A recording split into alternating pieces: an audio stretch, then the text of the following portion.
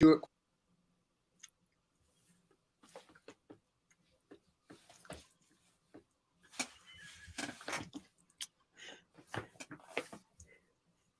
It's not working. They can hear your chair creaking. Oh. Yeah, I guess so. It's like, damn it. Yeah. Plus, my furnace came on. It's like, Well, by a creaky maybe chair. they'll think that's static. Anyway, welcome to the show, everybody. Hello.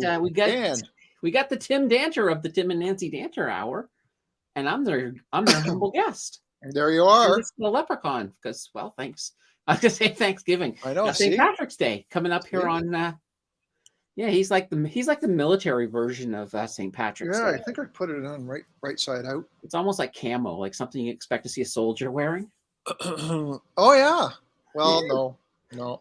I had to drive up. I was an ungodly hour this morning, and I had to drive up to get a CT scan in Kitchener at 8:00.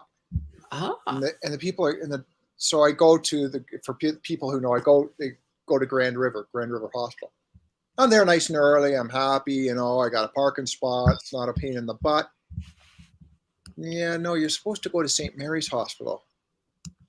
What? Yikes. Well, the good news is that if you leave now, you can make it. Okay. Mm-hmm. And did you make the time? Oh, yeah. Okay. But St. Mary's goes, yeah, no, they could have done you there. And I went, well, But it's the first time I've had that dye injected. Oh, into your They put an IV. They put an IV into you. Okay. Well, and they said it's gonna make you feel like you gotta pee. And I said, okay. Mm-hmm. And did not make me. It made everything down there warm, and I felt like you could feel this warmth going down you. Okay. And it lasted, I don't know, 20 seconds, and then it was like you get this weird sensation, and it was over. I think I know what you're talking about. I usually have that when I eat any of my mom's cooking. Yeah. Yeah, a weird sensation. Yeah. Followed by a thank God I'm still alive. Yeah. Both hands on the dryer, right? Yeah, absolutely. Love the dye freaking oracle. Why is he not on here? Bad news. I don't know. Is what? Traffic. Bad news is the traffic. Yeah. What the hell he's talking about? Explain. Oh, it says he's coming. He's just going to be a few. I'm here. Okay. My audio good? I don't got my mic plugged in. I'm just using the audio on the camera. Oh, it's good. Okay. Yeah, I had can you do something about the camera though? It's really bad. It's because of the light behind me. Oh. See, once again, daylight savings gets us. It's not the camera. I didn't mean that. I meant the audio's fine. It's the camera and the face. Yeah, okay. There you go, Gomer. Go ahead. There we go. Excuse me, dude. Have you seen my baseball? It's over by the hockey gloves. Oh, dear. So I had that dye done. Wait, hey, Ken, just jump in. Well, you're talking about the dye. I've got an experience with it. I had it done about 7 years ago. The one time in the middle of the night I got up, I was thirsty. I grabbed a bottle of cold water and I was drinking it. And I started getting chest pains. Severe chest pains. Like I thought I was having a heart attack. So I ended up going to the hospital. They hooked me up to an EKG and all that stuff. And they're like, well, you didn't have a heart attack, but we're not sure exactly what it is. So I had to go see a heart specialist. And I had to wear this monitor with all these gizmos attached to me for like a week. And then he's like, well, I'm not sure either. So we're going to send you to London and we're going to do the MRI, put the dye in you. So they did that. Yeah, you get the old warm and fuzzies. Yeah. And it came back. The only thing that they could see that might have happened is a small muscle attached to my heart had a muscle spasm. They're like, you're not clogged up. Your arteries are fine. They're all open. The dye moved really quick and everything like that. So yeah, that's my story about the dye. And you're sticking to it. And I'm sticking to it. Yeah. Don't, if you do something like that, do not look at YouTube, because I thought they were going to go in through my thigh, in through the big vein and all this stuff. And I was like, oh, Oh, that's, I when, didn't. that's when they put a stint in. That's when you get a stint done. No. Like I showed up and the lady, the receptionist goes to me. Okay, fine. She goes, they tell you what you haven't done. I said, yeah, I'm here for, kidney stones or whatever, gall or, whatever my stones are. Right. And then she goes, read this. And I went, dye? She goes, didn't they tell you? I said, no. She goes, you okay with that? I said, sure. I mean, I'm here. I mean, And then, so that's the first surprise. Second surprise is that at the end of it, the guy goes, oh, that's it. And I'm like, that's it? I said, that was kind of anticlimactic. He goes, yeah, I know. He goes, what did he say? Oh, I said, where's the washroom? And he goes, well, it's just over there. I said, man, you better get out of the way because I got to go. I said, drinking that 1 liter of water 1 hour before this thing is killing me right about now. And he goes, 1 liter of water? You didn't need to drink 1 liter of water. And I went, what? So you weren't having an ultrasound done then, right? No, it was a CT scan, right? And it's like, I had to leave. I left here at 6:30, got there for 8, and it's like, I don't know if you heard, but they sent me to the wrong hospital. So out in the freezing cold I get, and I'm at a brisk walk because I think I'm going to be late, right? Cold, brisk walk, full bladder, no good. No good. No good. It's like, don't cough, don't do anything, or there's going to be spillage here. You know what I mean? It's like, that ain't ice on the freaking sidewalk, man. Yeah, I had to have that kind of done too, for my diverticulitis. It wasn't water I had to drink though; it was that orange Kool-Aid solution. Mm-hmm. And I was fine. I drank the liter or 500 mils or whatever the hell it was, and I was fine until I got into the machine laying down. Yeah. As it was wrong, I'm like, and everywhere. The nurse gave me shit. She's like, you could have at least given us a warning. I'm like, how can I? My mouth is full of puke. I'm stuck inside this machine. I can't sit up. How can I give you a warning? And then the one nurse that's in there. Didn't you see me in the camera going? Well, the one nurse is like, see, this is why you don't have anything to drink before you get in these machines. I'm like, I was supposed to. You're doing a scan of my intestines. And she was just like, oh, and she walked away. I know. Well, anyway. But they are not in good moods in those hospitals, though. They are no. But to see moods. You had an error with going to the wrong hospital, and you see that all the time in healthcare. You always see that kind of stuff. Wrong appointment times, wrong days. They tell you one day, you show up, they're like, oh no, that was a week ago. So you missed your appointment. You owe us $50 now, and it's like, what? Well, he says we're going to do two things, one with the dye, one without. And I said, you realize I'm just here for like my kidney stones? He goes, yeah. And he says, have you had chemo? And he goes down this list of stuff. No. So the only thing I've got is ulcerative colitis, right? Which is, I think I've disclosed that before. It's not a big deal. It's in remission. It's, okay. And he goes, yeah, that's why we're doing the one with the dye. And I went, huh? Because the Monday I'd just seen my doctor, whatever that doctor is. I don't know what he's called. What's it called? Your butt doctor? Well, he's like your proctologist? That's it. No, he's not a proctologist. He's I asked him for a second opinion, so he used the other hand. But anyway, he was it Dr. Seuss? No. It don't matter what he nailed it. He nailed it. Anyway, moving on. Gastria, yeah, I don't know, Dan, if that's really bad. Well, it's bad enough that you ended up going to the wrong hospital. I mean, that's happened to me before. I accidentally showed up at the vet. It was really embarrassing, but my hair looked great for the next couple of weeks. There you go. It was all shiny. Look, we're going there before we get into the nitty gritty. I've been very laxed on my jokes. Robert asked the televangelist to pray for his hearing. After 3 minutes of violent shaking and trying to push him over backwards, the preacher asked, "How's your hearing?" Robert replied, "I don't know. Doesn't take place until Tuesday at the courthouse." Oh dear. Well, So is that what you have? You have like a little joke book there, so every time I make a funny, you read from the book?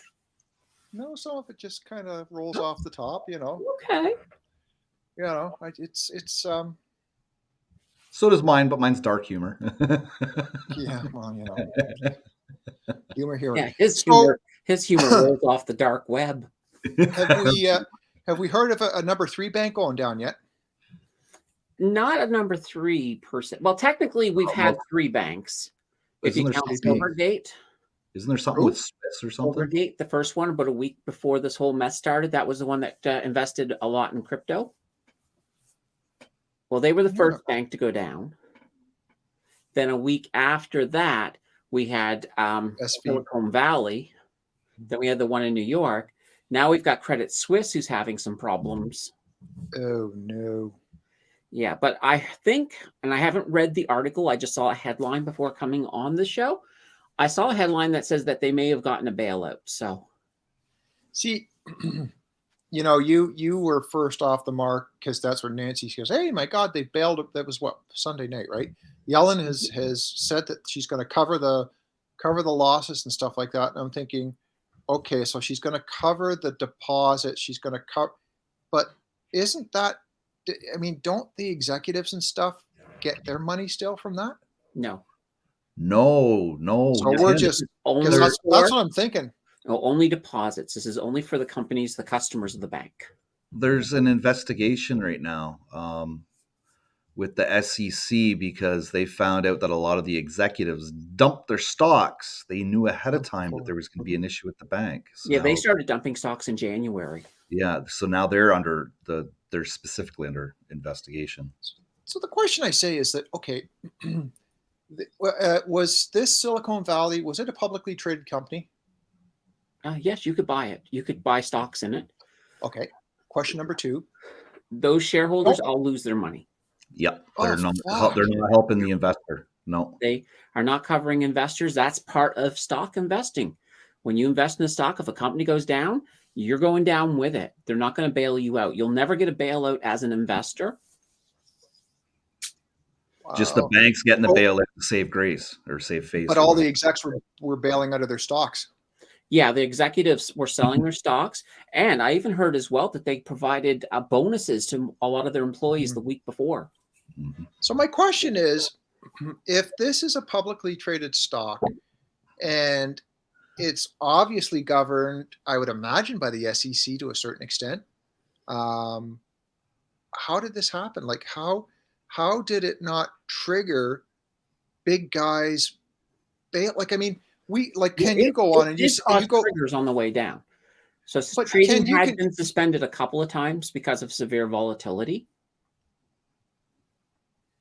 Because we're talking in last Thursday, this is a stock that dropped 60%, and then from there dropped another 65% the next day.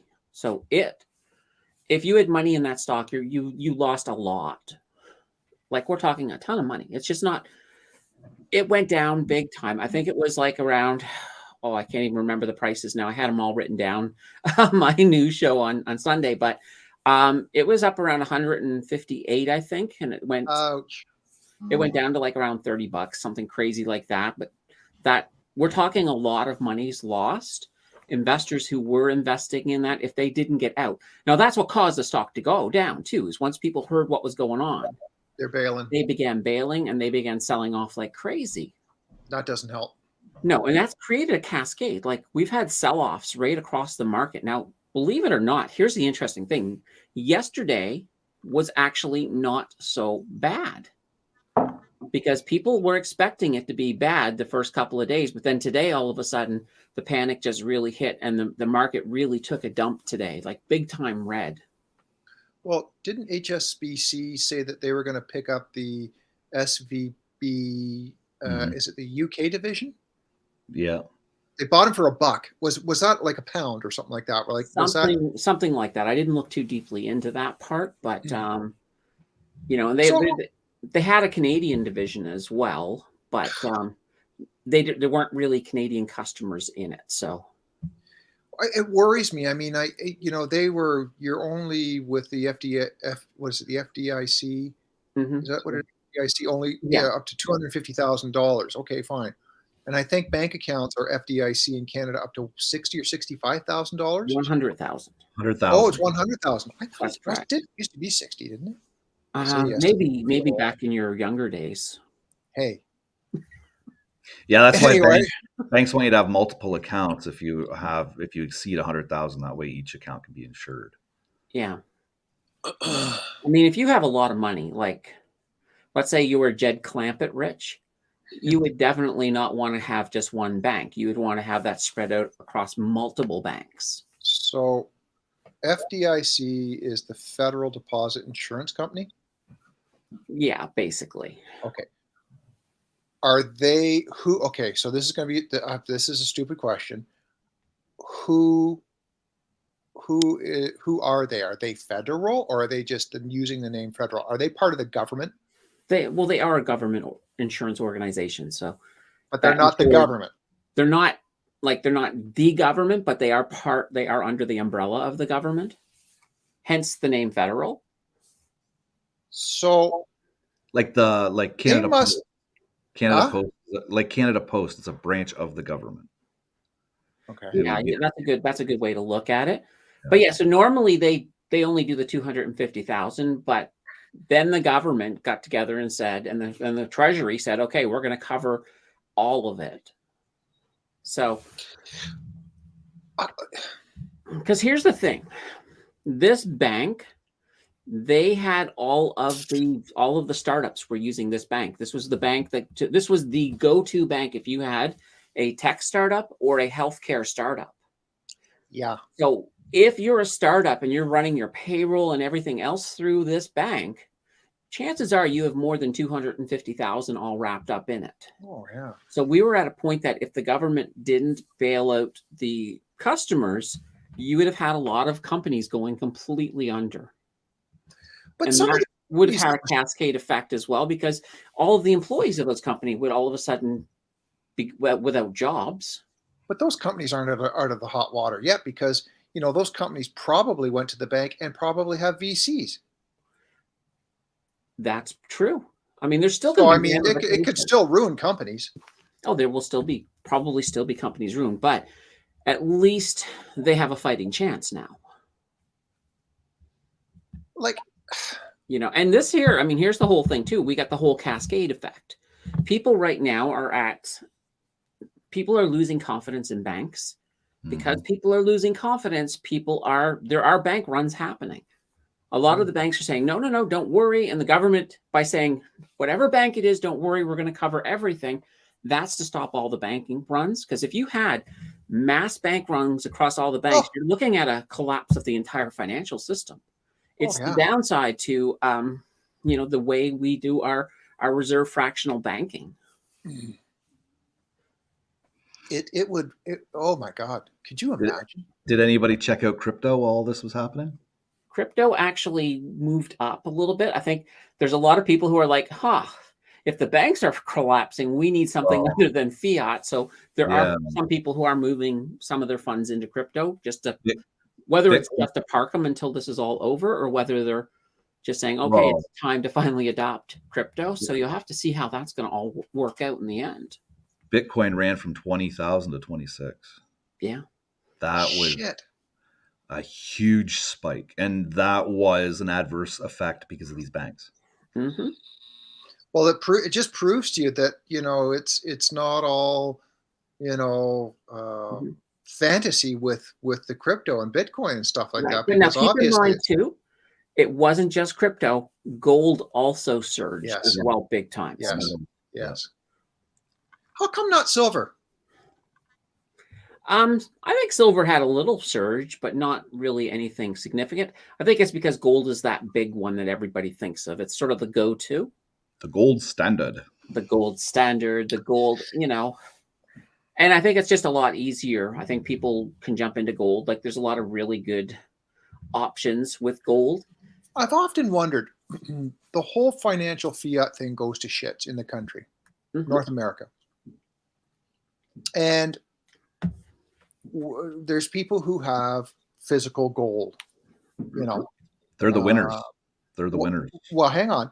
But how do you, I guess it's sort of how, not hoo-ha, do you determine how much a loaf is in gold of bread? Well, or a gold indice. There's a gold indice. It tells you exactly how much gold is going for in an ounce. So you weigh your little brick of gold, and convert it to ounces. And if you've got 100 ounces, you times 100 by whatever it is per ounce, and that's how much your gold brick is worth. Right, but it's not going to be worth that if there's a whole financial collapse, because there'll be nothing based on currency. So then it would actually be the trade and barter. Well, if there was an absolute financial, like if all of fiat went down, then there's going to have to be something that comes up, whether they adopt crypto at that point completely, or they come up with something else. But I don't think you're going to see a complete fiat collapse. I don't think. No, government would never let that happen, because then that's a country collapse, right? No, that's exactly it. So you're not going to see that happen. But if it did, then you'd be looking at those avenues, right? Right, but keep in mind too, even if it had a partial collapse, let's say for example the U.S. dollar got cut in half, well, that would instantly double the price of gold. Say that again. If let's say the U.S. dollar, if its value was cut in half tomorrow, okay, well, the price of gold would double instantly because it's based. Information about this commodity. Sorry about that. Thank you, Siri. Yeah, Siri had her little thing. She wanted to talk. But it's because it's based, where the price is based on gold. So if 1 ounce of gold is, let's just say it's $500. It's not, but we'll just say, because it's actually thousands, but let's just say it was 500 to make it easy. Well, that 1 ounce, its price hasn't changed, but the US dollar has been cut in half. So that $500 US ounce of gold is now $1,000 because it's the same amount of gold. Nothing's changed on the gold. It's just that the US price changes. So when you're looking at commodities that are based in US dollar, if you ever look at the US dollar and you see the US dollar is falling, just take a gander at them commodities and you'll see the commodities are rising because it's reflecting the fact that the US dollar is worth less at that moment in time. Interesting. Dan says you can get gold sheets. Never knew that. The size of bills. Yeah, I never knew that either. That's interesting. Yeah, there's lots of forms you can get gold in. Personally, if I was going to collect physical gold, I'd want little gold bars because that's just freaking cool. Yeah, yeah. Or doubloons. Yeah. Well, remember Ryan had a tickle chest full of stuff, didn't he? Yeah. It was sort of like his if fiat goes wrong chest, Yeah, he got to play pirate all the time. Yeah, which was kind of neat. But now the downside to owning physical gold or silver is that, you're responsible for it, right? You have to store it. That's one big thing. You also have to protect it. If you've got a room full of gold at your house because that's what you decide to do, there's incentive if anybody knows you have that room to come rob your house. Oh, hell yes. Yeah. But okay, so where do people keep it? They keep it in a safety deposit box. Okay, great. Mm-hmm. So everything goes belly up. You really think we're going to get near our safety deposit box if everyone's taking a run on the bank and we're saying, yeah, but I need my stuff out of my safety deposit box. Exactly. Mm-hmm. Yeah, well, the banks would be a little bit kind of crazy that way. I don't know. But You It's could just you could shrink wrap them all and bury them in your backyard. or you could take your gold to Oak Island and bury it there because people are not good at digging stuff up there. Oh, that treasure was found long ago and removed. yeah, that is the burning Speaking of question of gold, right behind me there's a pot of gold. Oh, I guess you can't really see it, but it's there. It's part of the background. I'm starting to lose faith, and I'm starting to worry that I don't know that I'm worried about me and how much runway I've got left in life. I'm worried about my kids, my grandkids. Yeah. Like it's like, what is this world gonna look like? Um, and what's it all gonna be? Is it gonna be a Mad Max film? Is it going to be a Terminator? Is it going to be a zombie apocalypse? What is it gonna be? Well, the way it's going right now, it's probably going to be one of the AI versions because they just released GPT-4. Yeah, I saw I've been that. telling you guys about that was coming for weeks Yeah. and weeks, and now it's Yeah, here. you were right. And there's also now a Chat GPT-4 that's they're starting to roll out. Now, I don't think you can access it yet, but I don't know if it's whether I think maybe the Plus people might be able to access it, but I could be wrong on that. But I know that that's starting to roll out as well. Have you used Chat GPT, Ken? No, I tried to register and then it just never worked for me. So I was like, well, the hell with it. Yeah. Yeah, I mean, I don't know. It's getting now. They're the TTC, the Toronto Transit Commission, subway system down here, Toronto, whatever. They're starting to advertise their first driverless. I don't know. I guess it's the LRT, or maybe it's for the Ontario line that they're boring as a new subway line. It's the driverless one. We're moving fairly quickly ahead with all of this. Especially in the driving industry with electric this, electric that, driverless this, driverless that, and it's. I mean, if you get your top end vehicle that's got technology, or sorry, pardon me, driver assist stuff, and you throw all of that stuff on and activate it, you're virtually able to drive that thing without touching anything. Because mine has lane departure, forward, collision alert, adaptive cruise control.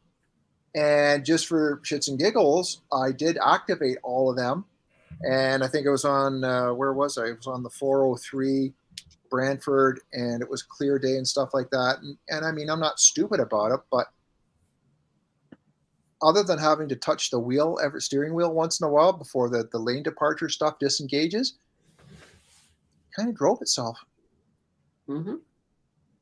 Now, it doesn't have the intelligence to look, identify, and problem solve. It doesn't have that intuitive, capability of it. At least yet. No, mine doesn't. Oh, okay. Right. But Jeepers Creepers, like, I mean, holy crap. Who's teaching these cars? Well, programmers. AI. Programmers will give them the initial programming, but then the cars will teach themselves through experience. And here's the thing: when you have AI in a car set, like let's say Tesla, for example, when one car experiences something that is new and figures out a solution for it, it can then tell all the other cars. So that way there they can grow almost like a hive mind, if you think about it. So are we going to say that, I mean, that the driverless cars, the self-driving cars today are more safer than me? They will be. I don't know if they're there yet. I mean, you're a professional, but I think they're heading in that direction. I think we'll get to a point where a self-driving car will be safer than any other option out there.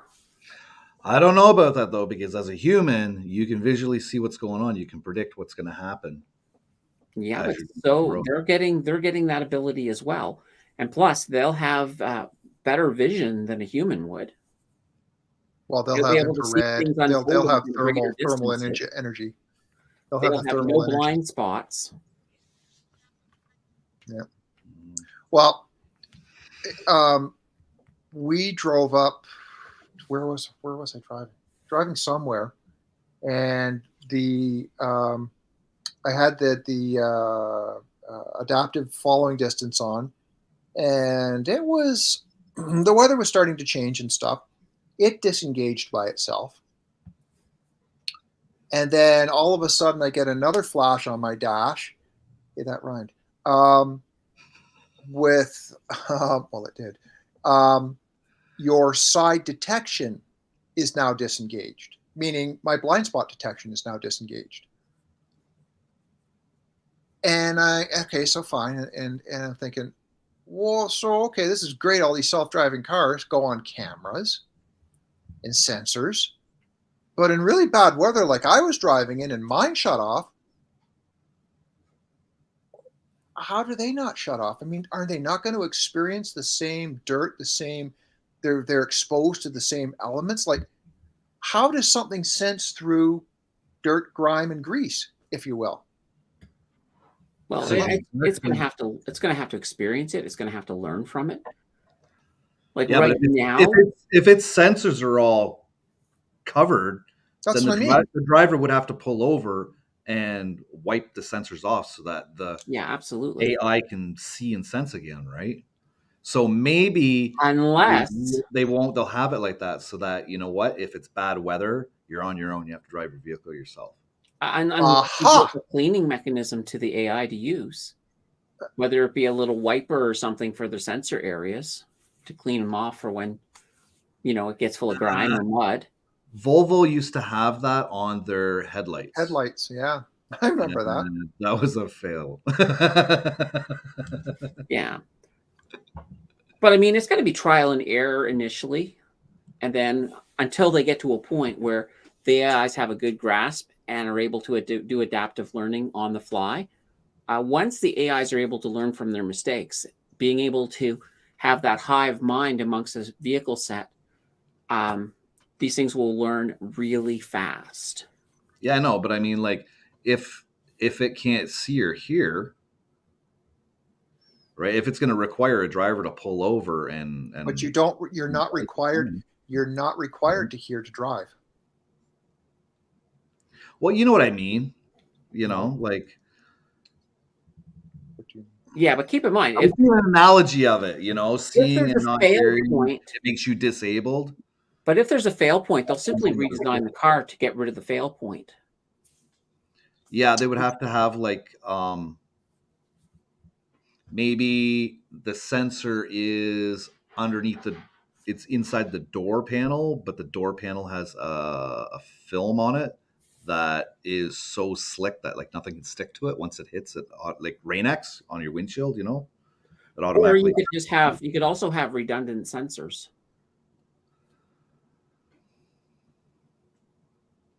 So Right. if one fails or gets covered, you've got another one to take its place.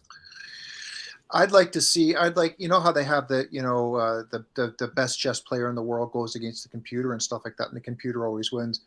I'd love to be the guy who would go against the self-driving car and drive against the self-driving car Mhm. in a situation that's not planned, and it's like a downtown Toronto, a downtown Montreal, a downtown New York City environment.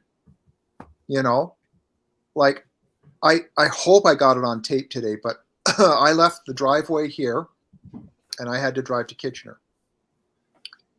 And so I thought, okay, I'm going to see how many times I touched the brake. I touched the brake for 2 stoplights to get to the QEW. Once I was on the highway, I did not touch my brake. Even on the off ramp when I got off in Kitchener, until I got to the 3rd traffic light down the road when I was off Kitchener. I did not have any driver assist features on at all.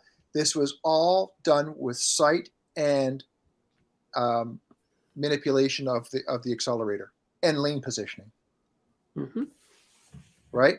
And it's like, sorry, I touched the brake once because I had a traffic light on Highway 6 going up Highway 6.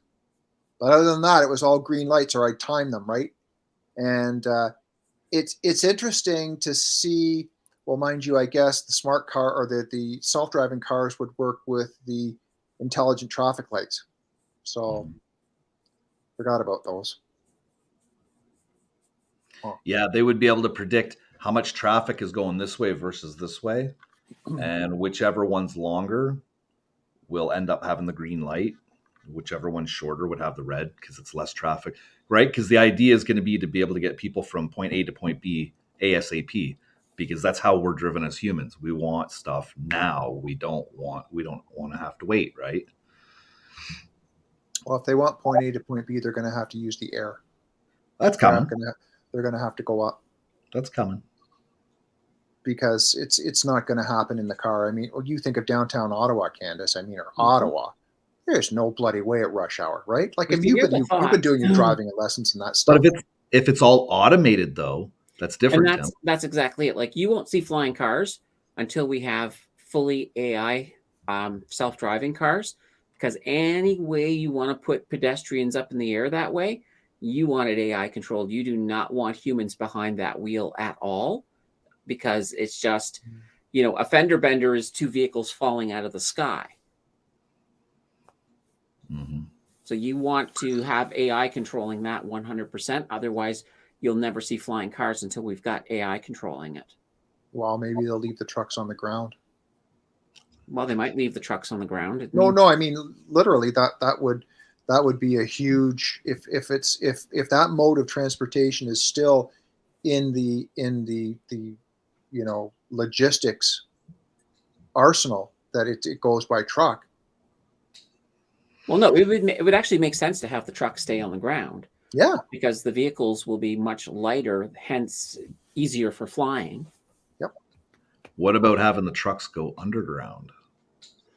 Well, then you have to build the tunnels. I mean, Which Elon's doing that. Elon has, right? Is That's he what still- I is he was still getting doing? at. Is he still doing that? Yeah, he has a company in he has Vegas, one isn't it? company in Texas called Boring. And they can go fast down there. Well, yeah, they can just go faster than a snail.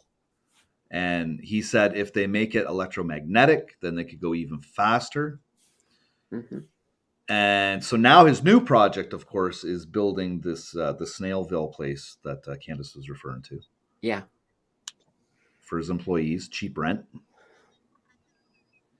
Yeah. Did you hear about that, Tim? No. Yeah, like basically the average 2-bedroom in Austin is about $2,200, while as in his Snailville, the average 2-bedroom for a Tesla or a Boring or a SpaceX employee will be $800. Yeah, he's building like his own, essentially, almost like it's like an employee only town. You've seen there's some crazy movies made out there about that kind of stuff.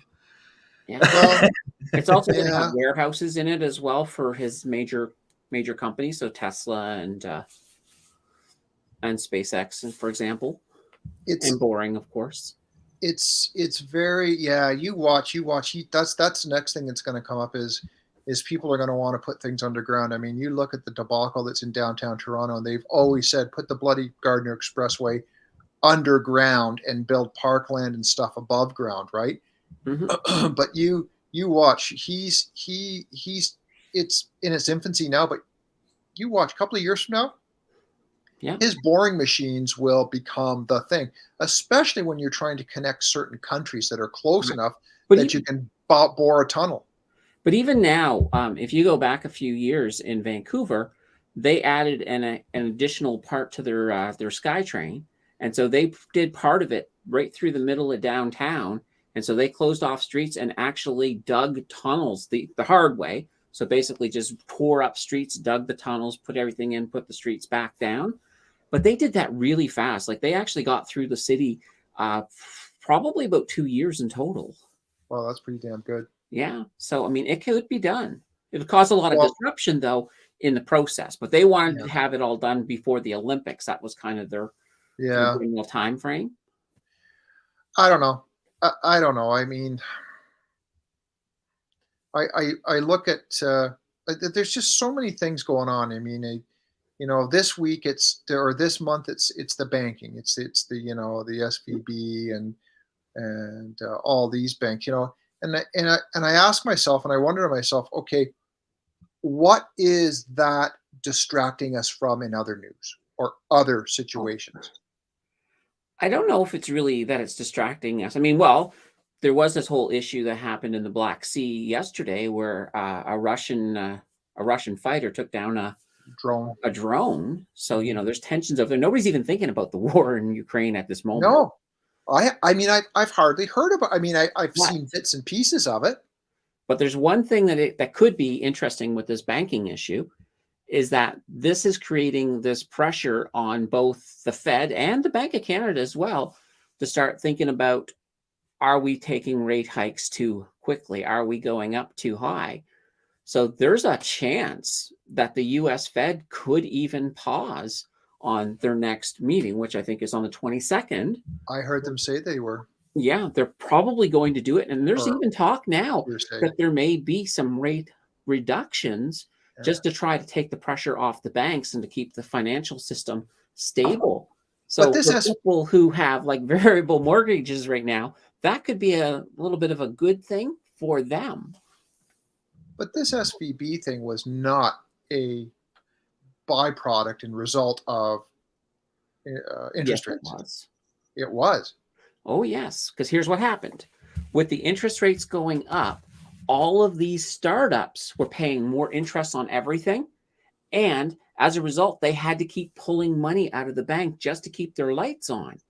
So by pulling all of this money out of SVB, they basically came to a point where they were running into a cash crunch.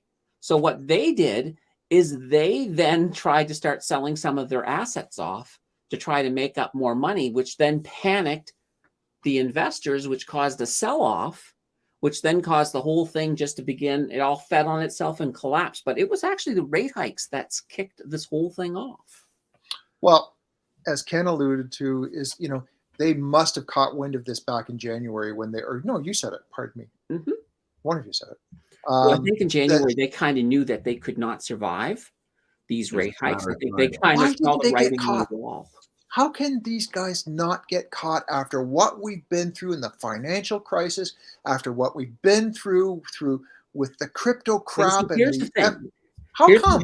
here's one reason that they're probably going to get away with a lot of stuff is that to prevent insider trading, you have to go through a process where you report it to the SEC that your intention before you even sell. And they did follow the correct steps to sell off all their stuff. But nobody put the pieces together, the fact that everybody was doing it in the company. That should have been alarm bells, but nobody seemed to notice. But they did Candace, go through the correct process. okay.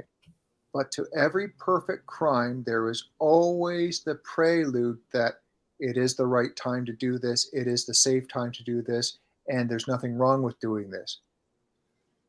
You go further down that timeline like they did, and it's like, oh. Yeah, but they were predicting it though. They could see it coming because it's their sector. They could see, okay, well, you know what? All these companies owe this much money. They're startup companies. Startup companies don't make a lot of money in the beginning. That's why they're a startup company. And they all seen, Yeah. I think they made good predictions, and then they did what they thought was right. And for them, I mean, they followed the law. They actually filled out the right paperwork. They filed it with the SEC. There's a full paper trail of what they did. The things that are questionable, though, are like giving everybody bonuses just before everything completely fell to pieces. So there's a few questionable things in there, and maybe they might be able to get hit on something. But on insider trading, for example, they followed it the correct legal path, so they're probably not going to get charged with that. But I'd like to see them get charged with something. Right. Because, yeah, it can't be insider trading because it was premonition. Yeah, exactly. No Martha Stewart came out and said this is gonna happen, right? But okay, so it's not insider trading. It's not this. It's not that. Here we go with the list of excuses every time this happens. Yeah, but that's just protecting their own investment. If I was in a company and I seen crap, I could see crap possibly coming down the road to save my own butt, I'm going to get out. And you know what? If that crap doesn't happen, then when that time passes, I'll get back in. They're investors. They're just saving their butts. That's what it is. But why didn't? But if they knew shit was going to go down, why did they not? It's I not mean, their we don't know. responsibility. It's not their responsibility because once they mention it to the public, what happened would have been 200 times as worse as what exactly happened. They would have Yeah. panicked all of society. And that's the thing, because if you think something bad is going to happen, but it's a hypothesis and you're not 100% sure, Mhm.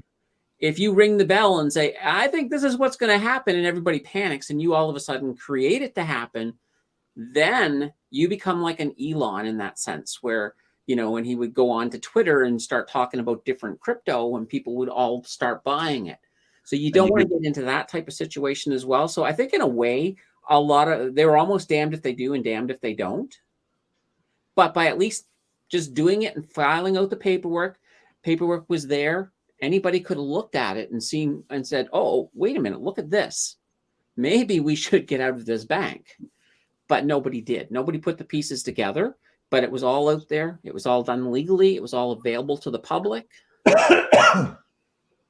But the reason they did it that way is, as Ken said, if it turned out that they were wrong and everything was fine, then they could just buy back in on the other side once they realized they were wrong, and there'd be no repercussions.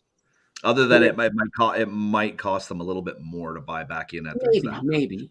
Right. Other than that, yeah, nothing. No. That's just a ton of money to put the taxpayers on the hook for. Yeah. Well, it's not a good thing. I mean, I know that the government says, oh, we're not using taxpayer money, but they're using Federal Reserve money. So it technically still is taxpayer money. Exactly.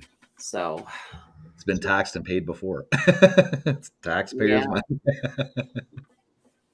But at the same time, I look at it this way. It's probably better to use that than to, basically bankrupt a whole bunch of companies and throw a whole bunch of people out of work. Although Powell might be happy saying, what? How many are we putting out of work? Yeah, but if that would have happened too, that could have driven technology backwards for a bit too, right? It could have hindered our and here's the thing. Before evolutionary spot we're at, Yeah, well, before this happened, we were looking before this happened, hang on. We were looking at a 50 basis point hike. No questions asked. I haven't switched over the earbuds.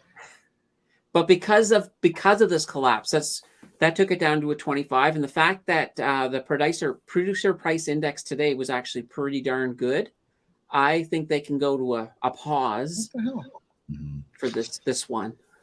Well, this here is, you could almost look at it as a demonstration in a sense of pushing back at the government and the rate hikes, right? Yeah. You want to raise the rate hikes? This is what's going to happen. I even heard somebody on, was it BNN? It was either BNN or Yahoo Finance, who was talking about within a year we could see an entire dollar or entire 1 basis point being taken off on one of the hikes, one of the rates. So that would be very interesting to see if that's just to save the banks. But the problem is, here's that double-edged sword. If we start cutting rates to save the banks, it means that we're basically saying inflation's going to stick around for a lot longer. I get it. So we got kind of a little bit of both. Crazy the Great. Got no sound. You sounded hear like you. Can they hear us?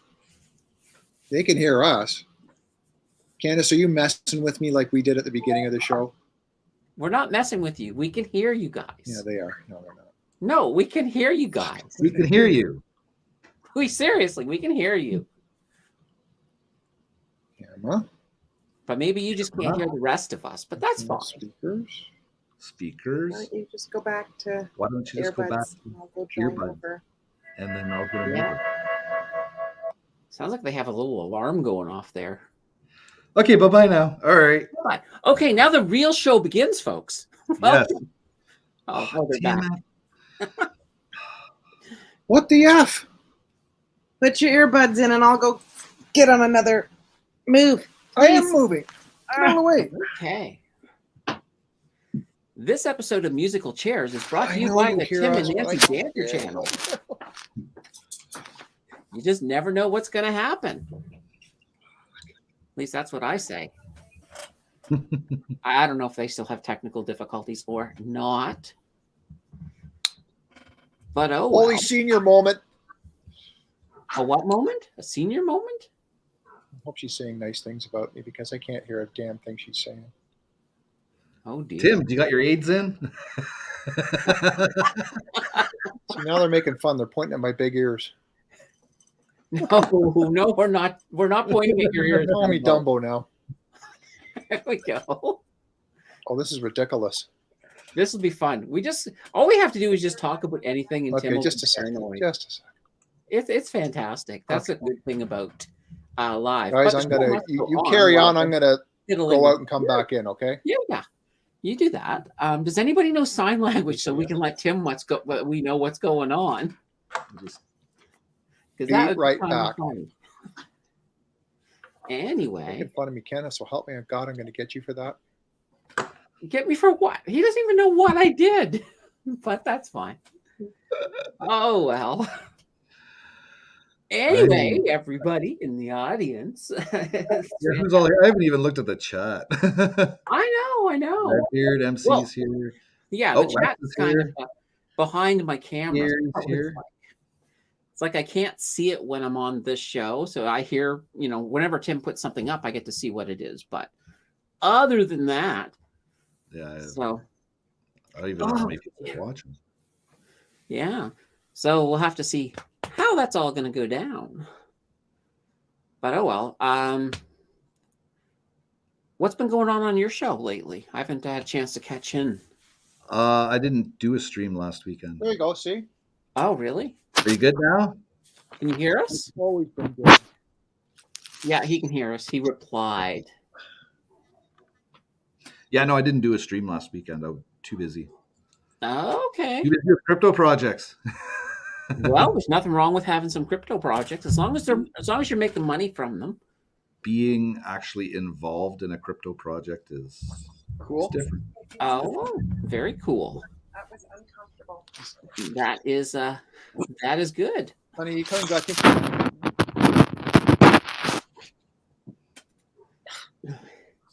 We can make like an ASMR channel of the dancers just making noise trying to fix their sound. It's the most fun we've had in ages with our clothes on. Well, how's everybody doing? Good? Everyone's doing good. How are you? Good. Good. You came in late. I did. I just walked into the door from work. Now Holy I banana bread. That's good. Yeah, what's going on with your job lately? Lots of things, like there's all kinds of stuff going on in the food industry. I know that I don't know whether you did a video, Candace, on the top 10 food. I haven't had a chance to see it yet. And then there's a lot of hubbub going on about there's an investigation into the retailers and especially like the Galen West, like the Weston family and the different conglomerates that run our grocery stores. And it's a feel-good thing that the government is doing to make the public think that they're doing something about it. But it's just a farce, because I can tell you, and everybody that's been tuning in for a long, long time knows that the cost of goods, the raw goods coming in our buildings, have just gone up. And I mean, the truth is, the chicken, the egg prices have gone through the roof, because guess what? It costs money to heat the barns that the chickens are housed in. And everybody, think about your own heating bill from your own home, how much that's gone up. Now add in a big giant chicken barn, and then labor, that there's still shortages in the labor market, and everybody coming in that has any kind of skill is demanding more and more and more. Again, not surprising. Just look around. Like, We still have a labor crunch. So if you want people to tend to those chickens, skilled people, it's going to cost more money. All of that just gets passed on. And I dare say that there's the retailers are not, that have probably maintained their steady markups. They probably haven't changed their markups at all, but cost of goods sold has gone through the roof. Price of fuel to transport product from point A to point B. Like, so,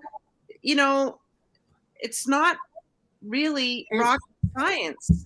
This the whole cost of fuel thing is actually really, I find it kind of interesting, because we're in a situation right now where we actually have an oil surplus right now.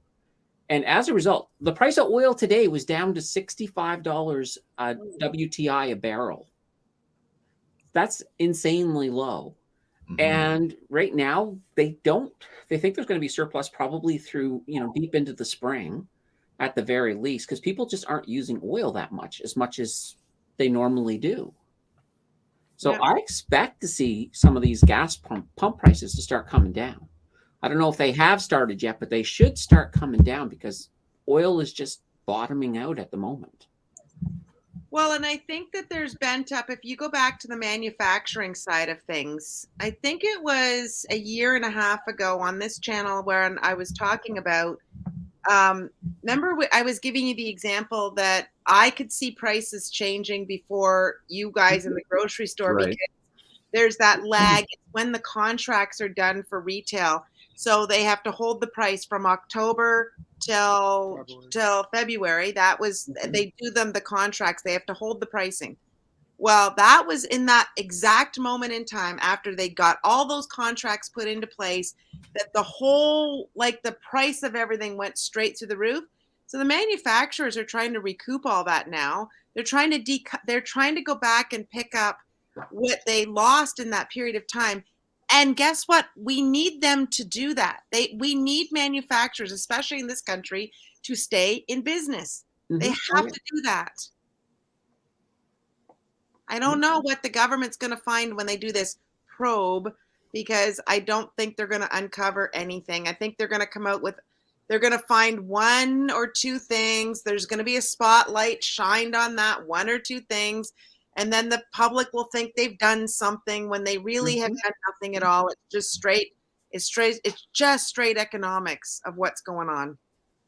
Yeah, exactly. I mean, and that'll keep us distracted. Maybe it'll keep us distracted from the whole China election interference probe. Yeah, I read about that. The last two elections, wasn't it? Apparently, yeah. Yeah. So, Gary, I don't think it's greed at all. I think they're just trying to stay. I do not think there's greed going on here. My personal opinion. Anyways, because I wanted to ask a weird question of this group. Okay.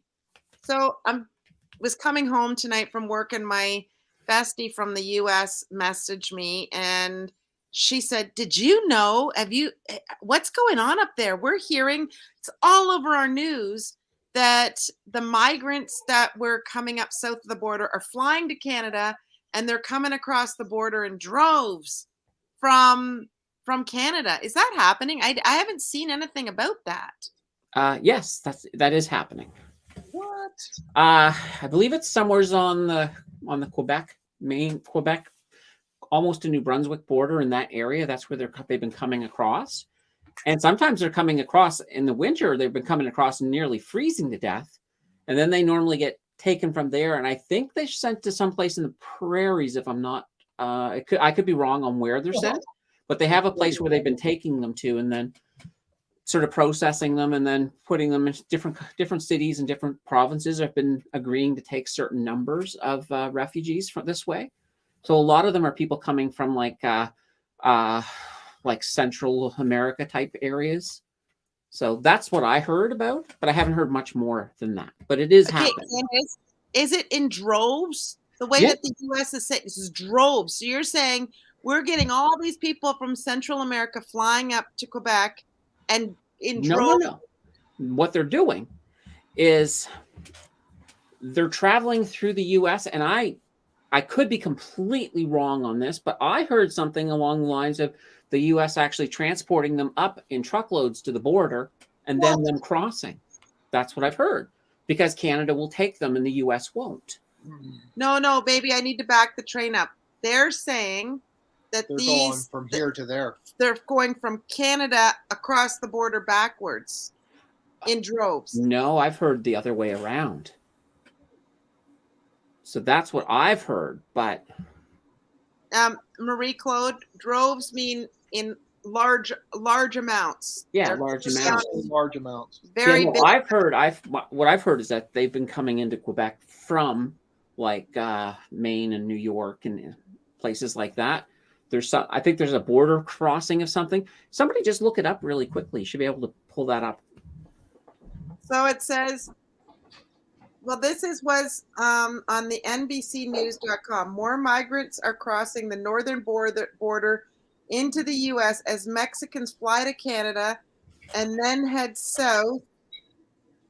Then that might be it. See, we might even be thinking of two different things, but Yeah, but it says this was done. The number of migrant crossing the border from Canada into the U.S. is rising in one sector by more than 700% as more Mexicans desperate to get into the U.S. fly to Canada and attempt to cross in frigid temperatures. One family recently stopped by Border Patrol in Vermont was carrying an 8-month-old baby in -4 Fahrenheit temperatures. A picture of the family shared by Customs and Border Protection on Facebook showed a man and a woman carrying a baby and a 2-year-old in their arms through snow and ice in the dark of night.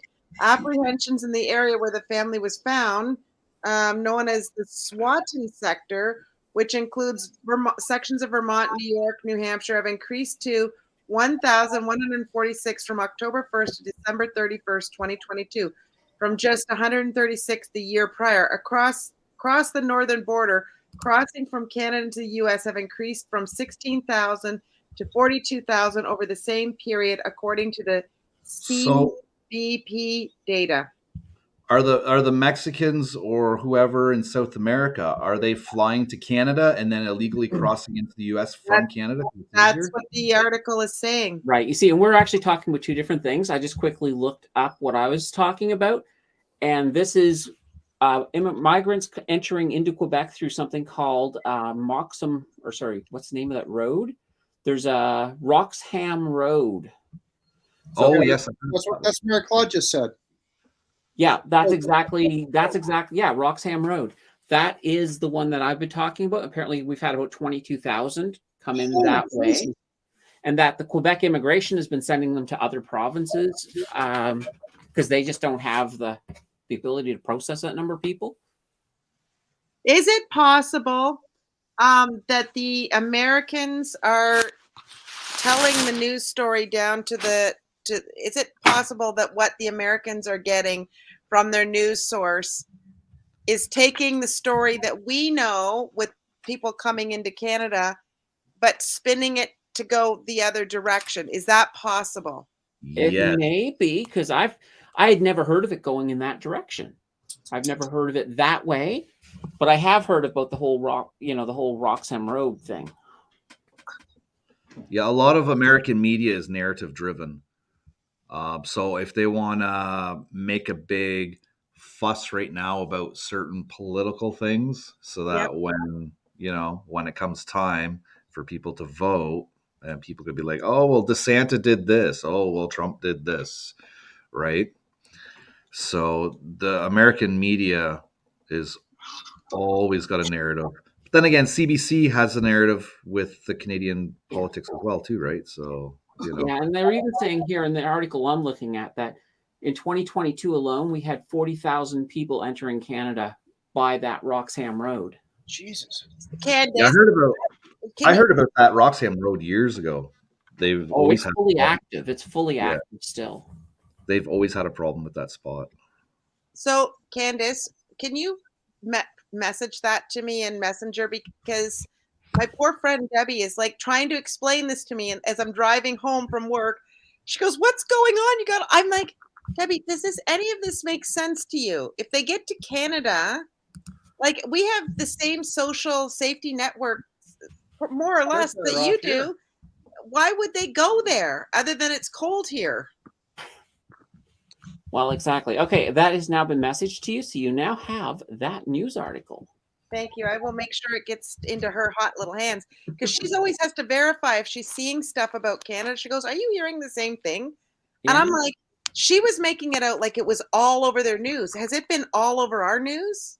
Little like and little dribs and drabs. I mean, it's most Canadians. I guess it's not really a giant news story because most Canadians don't really care about people coming into our country because we need people. So it's like, okay, Yeah, hopefully can they're they do some professionals. work? Do you know what's funny is I've noticed at we've got these the car washes where you go and you get out, it goes through the wash, then it goes through and it gets detailed and stuff like that. I've noticed, and I go there often because I have to keep my car clean and so on and so forth. But I noticed the people there, and I've noticed recently a shift in the type of people that are there. What do you mean? Number one, there are more females. And number two, there are more Spanish speaking people there. Yeah, they just recently let women allowed to drive now in Canada. You know, I I've was going to heard say that. that too. I heard that. No, I mean, Well, I pay enough in insurance rates, so why not? You know. why not? I thought when we're talking about this, I'm thinking I've noticed in some areas that it's not like predominantly it was one way for a while. Like you'd see predominantly one culture. Mhm. And now it's like, I guess you just get so used to it. And then all of a sudden it's like I was just sitting around. I was like, hey, wait a minute. So I started noticing it. I went to a couple of their locations, so like one in London, one in Mississauga, one in Oakville. That's, I'll pop in whenever I can. So what are you saying, that we've got Spanish women? No. I'm just saying there's some kind of shift going on. That's all. It just there seems to be. It's like we're becoming a multicultural mosaic. Well, Kinda. It just seems. I'm not saying it's just an observation of saying. I'm just as Candace as you guys are talking about this. I'm going. You know what? I've noticed this. It's like a shift, some sort of a shift. There's more females, and tread carefully. I don't mean it in just any disrespect. No. What are you saying? You only saw men at the car wash before? Yeah, predominantly, yeah. So women are deciding that, I don't know. that they're going I to don't clean know. their cars now themselves? No, I'm just using that as an example. I mean, more women are stepping into workforce the workplace. Yeah. Or in areas that, I mean, maybe I'm just being, I don't know. Maybe I'm just digging a hole. Yeah, I think we just I'm not need saying in to. disrespect. Honest to God, Candace is just trying not to laugh hysterically at watching Tim try and keep shoveling out of this. But the hole is getting. No, but it's true. You are seeing more female workers in roles that you normally wouldn't see them in. That's true. Well, there is a shift coming. Well, maybe it's been that way, and I'm noticing it for some peculiar reason. I'm noticing it, but it's like now it's just. Oh, I'm just going to shut up.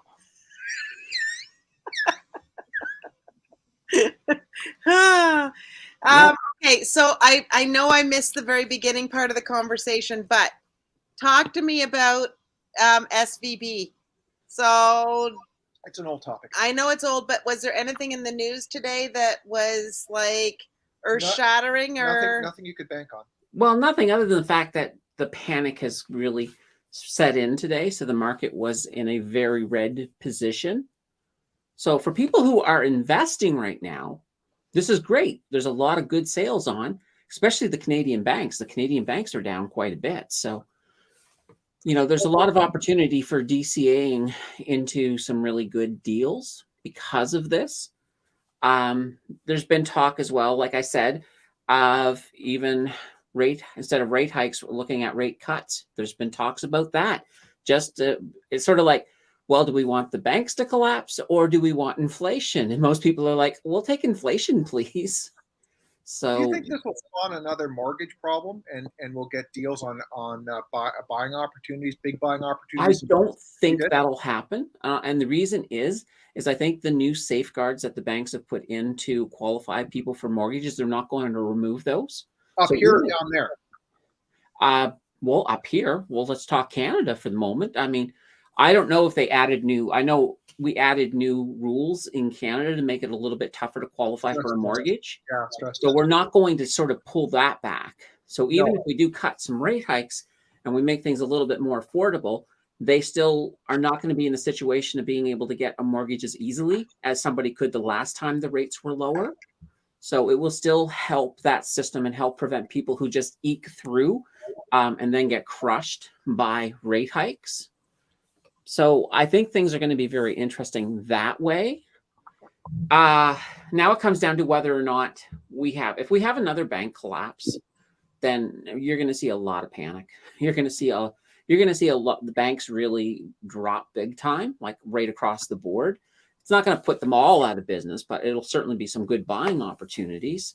But on a lot of levels, I watched an Anthony Pompliano little small video clip, and he said, really, the Fed's doing what they're doing to try to control inflation really is the root cause of this, because it is. What SVP did was they did not do wrong things.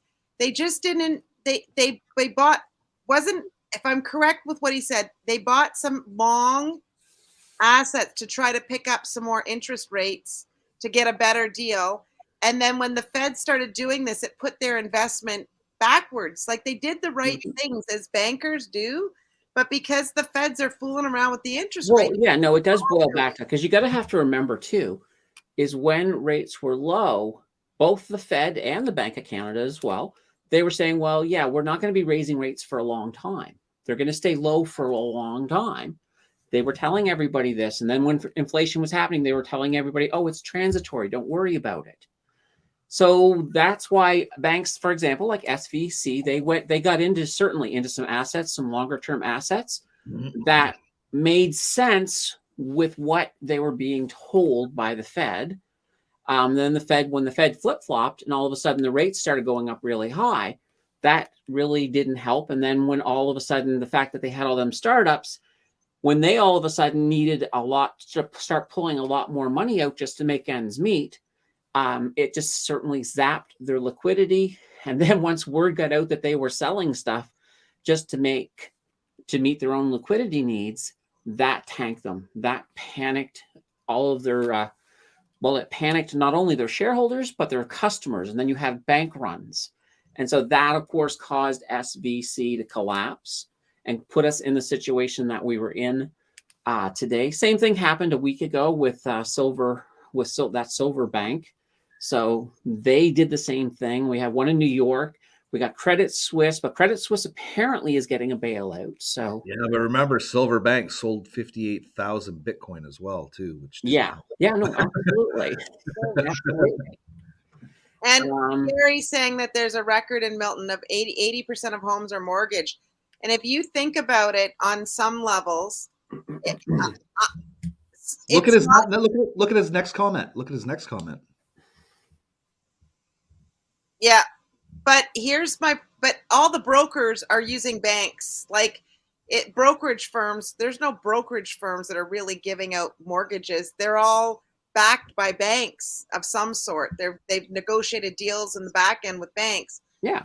Here's where I'm going with this after these comments is if 80% of the homes are mortgaged, which we know to be true, and we know that all the prices of everything are right through the roof. Like I was saying to my girlfriend last week when I was away with her, I'm just like, Tim and I live modestly and we're having trouble sometimes. Like sometimes you get all the way to the end of the month and you're like, there's more month than there's money some of these times. Mm-hmm. So, and we live in 545 square feet. Like, we're not in a big grandiose home of any sort. How are people keeping this pace up is what I'm trying to understand. Credit card debt. A lot of debt. Debt's up. I think credit card debt in general in Canada is up about 16%. A lot of people don't have their safety nets anymore either. They've spent through them too. Right. So this is where I'm going. It's not unusual that what happened with people they needed to go and get more money and more money and more money out of the bank because, to Candace's point, that they were needing it to make ends meet. And this is my point. Up here in Canada, we haven't seen the effects yet, but I think it's not all. I had my dog up on my chest a little while ago. But you know what I mean? Like it's not surprising. None of this is surprising. We were talking about this last year. How are people doing this? I know it's one of those things, and it's really interesting too. Like, I mean, right now, my investments are with Wealthsimple, so I've got about $80,000 in Wealthsimple, and that's one of the reasons I'm paying attention to these banks, because if things start to look bad in Canada, I may have to move out of the brokerage into, for example, probably into National Bank if I did. Just because I'm a little bit concerned, because it's one of those things. Now, I'm not sounding any alarm bells at all. Like, I don't see even any signs that there should be an alarm bell, but it's a thought I keep in the back of my mind. Right. And So if I do Gary- see alarm bells, I'll bring it here. Don't worry. So Gary's saying, but what happens if there is a collapse?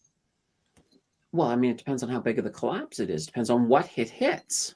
I don't think the Canadian banking system is in jeopardy. Like No, that's we what have I a lot do. of liquidity. Our banks have a lot of liquidity compared to American banks. So I think we're pretty much safe. To me, the only ones I'd be worried about are anything that's really, really small.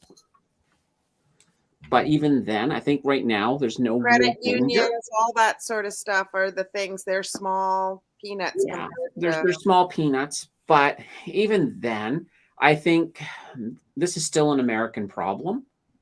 It'll affect our economy a little bit, and people will be a little bit worried. There will be a little bit of selling off.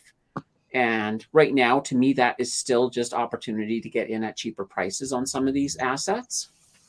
So I can think we're safe in Canada for now. Okay, so can I ask a question about where we're at with the price of Bitcoin then? Because usually I have a look, because it was doing okay even with the 24,400. So it's Yeah, holding well, I mean, a lot of people, as they lose faith in banks, what other alternatives do they have? They have gold and they have crypto. Right. So a lot of people have been moving into gold. Gold's been spiking.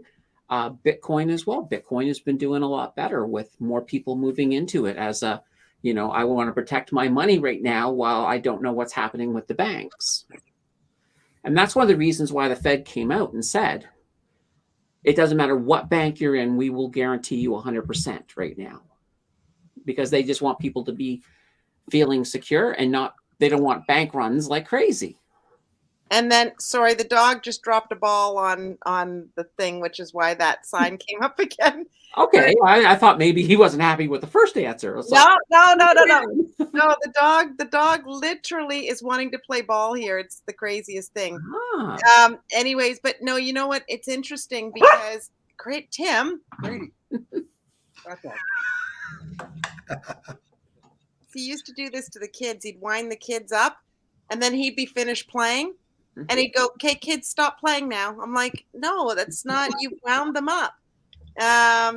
Anyway, so you know what? It's just one of these funny things where it'll be interesting to see how this all plays out. We were calling for this. I was afraid of this. I was sitting in cash for a long time. Yeah. Well, there's still going to be there's a lot of turmoil still in front of us. Like, a lot of people believe we still have a recession in front of us.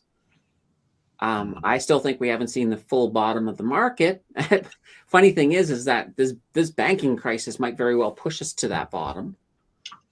Do you think this will accelerate the curve for the recession, or it'll sidestep it? No, we're not going to. I don't think we're going to sidestep the recession. I still think we're going to see a mild recession. I don't think it's going to be a really bad one because of the strength of jobs, mostly the fact that we have so many baby boomers leaving the workforce, not enough people to cover them. And this is a worldwide thing. This is not just a Canada thing. It's not just a US thing. It's happening big time in China. China's having a huge labor problem over there, and it's because of that whole baby boomer thing. Yeah, they're shooting themselves in the foot with that one child rule that they had. Oh, there. yeah. Now they're at a point where they're trying to, how do we get people to have more than one kid? They're trying to undo that. Okay, So- here's the crazy thing. All the mass amount of retirements that have been going on that have left us short in the labor market. Mhm. All those people that just retired that are sitting there, that saw their inflated pension and saw their inflated retirement accounts, so that they made them believe that they could retire. Now they're sitting here. They've got to be freaking out a little bit. Some maybe, some. But the other bad thing too is a lot of these people who retired had insane levels of skills that they just don't have the people to fill those skill levels. But I'm saying they may have to go back to work, because if their investments go down. There might be some that do, but there might be others depending on if they were at high levels and they played their cards right. Like if they did their investments correctly, they probably are going to be fine. But, you know, there are other people who, there's probably a good chunk of the workforce that doesn't invest. They don't even know what their TFSA is for. They've got nothing in their RRSP. They've got no pensions. They're living simply off of OAS and CPP and maybe GIS because their income is low. Those will be the people who are going to be cleaning off tables at McDonald's or wherever it takes just to make ends meet. So it's going to happen to some people, and that's unfortunate. If I guess what I'm saying is if investing were part of the curriculum from day one for everybody going forward, and people actually knew about investing and knew how to do it, you know, we wouldn't have that situation happening anymore. It is now in high schools. Which is, I think it's starting to pop up because, you know, there's just, I mean, I know when I was like 20, I was like, taxes, how do I do my taxes? You know, I just went to H&R Block. H&R Block, man. You know, that's, and they'd still get them wrong. And they really would, until I eventually sat down and just looked at it. I'm like, oh my God, this is like kindergarten stuff. And then did them myself.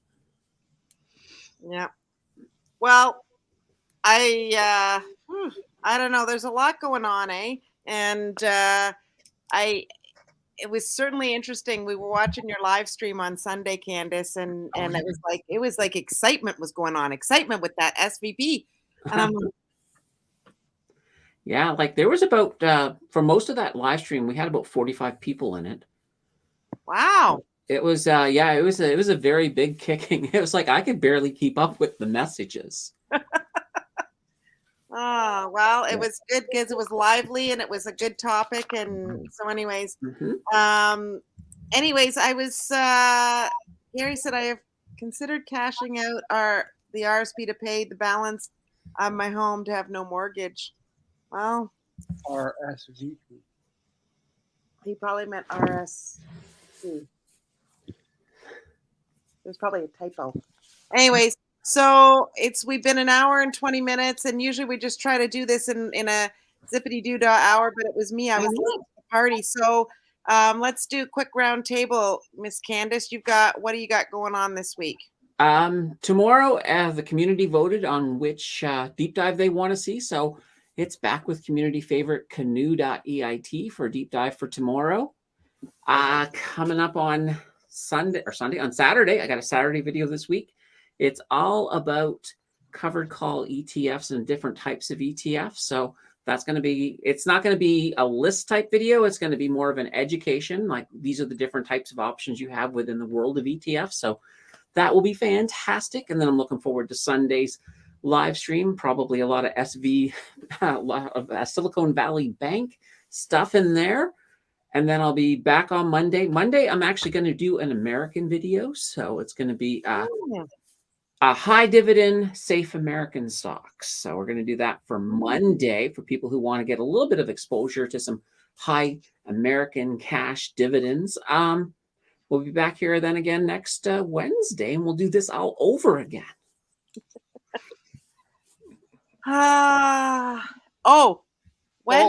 Wednesday, You're not here. Let me I may be here, but I will be tired. It's our big food show day. We have it's at the Toronto Congress Center. Where you're away so much, you should get a cardboard cutout of yourself that Tim can just stick next to him for the days when you're not here. Yeah, just keep your head just like that. We'll use that as the photo. Nice little side smile. Well, Ken, I hope you have a good night. And yeah, well, Ken, you didn't do a live stream last week. We were looking for it. What happened? I'm too busy with crypto right now. Really? He's got Yeah. round So four something. on Friday, there is going to be Satoshi, as far as I know, on Friday, Satoshi Ordinal NFT on the Bitcoin blockchain. That program, that project's going to be released. So I'm going to talk about that on Friday. I am also going to talk about something else on Friday too with crypto. So Nice. if you guys want to see and want to hear, Friday night, Yeah, 8 that's p.m. awesome. On the freaking Oracle show. Whoops, I got a bit of a fluff in my hair there. Well, that's good. And tell us quickly, how's Andrew doing? And all Haven't your- talked to him. Haven't talked to him. I'm trying to offer him a job, but I haven't talked to him. So we're hiring. Oh, I So could just see And- that going wrong. we're hiring drivers, and we're also hiring shop guys. Oh, okay. So I Nice. think he'd do pretty good in the shop. So well, no kidding. Well, and you got Jordan and Phil. Everybody's good over there. I haven't seen Phil in ages. yeah, Phil stopped in last weekend. He was in the chat. I think he was in the chat for a little bit. So Phil's busy though, right? He's working at Home Depot. So Good. We love people that are working. I hope everybody has a great week. Thank you so much, Candace and Ken, for stepping in when I'm not here. And to all of the people that have stayed in the chat, Gary and MC, and looks like Mark Sanjay's here. I'm not sure who else is. Dan, all the people that have stopped in, and there's Teddy Gator. Anyways, it's good to see everybody. Thank you for sticking it through with us. You see, Teddy Gator's sister's name is Allie.